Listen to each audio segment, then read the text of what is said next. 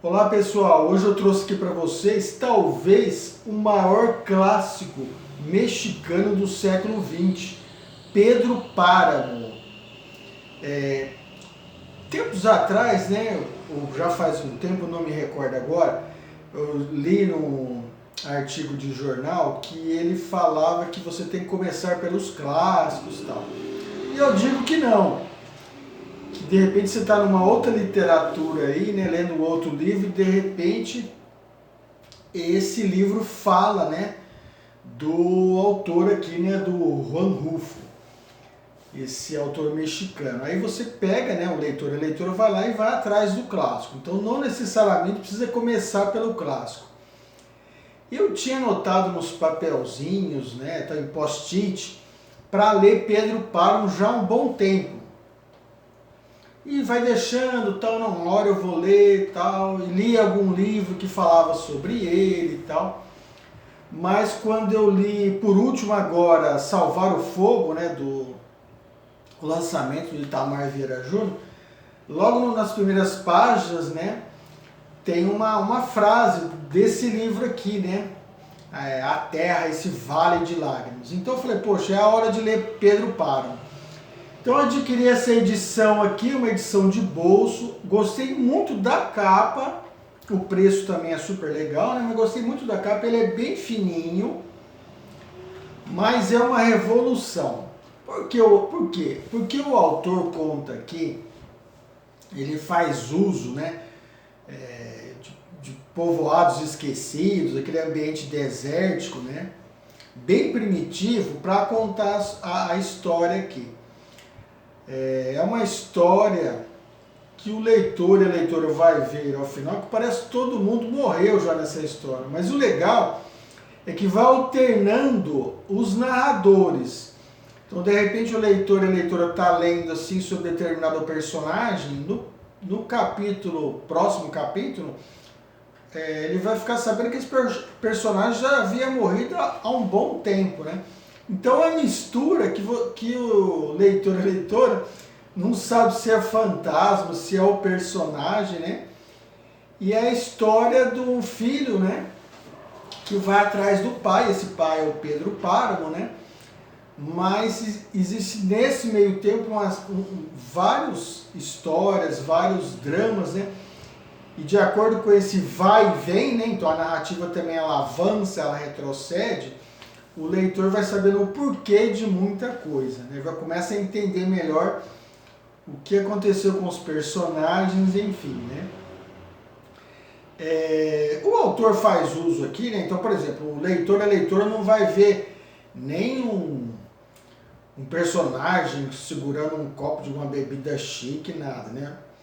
Aqui ele traz até situações que não tem nem água para beber, para levar o leitor e a leitora, né, ao mais íntimo da condição humana, né? Então ele vai fazer uso dessa coisa até meio áspera, meio rústica, né, que é esse ambiente que ele descreve o povoado, né, os personagens, enfim, né? É uma obra fantástica.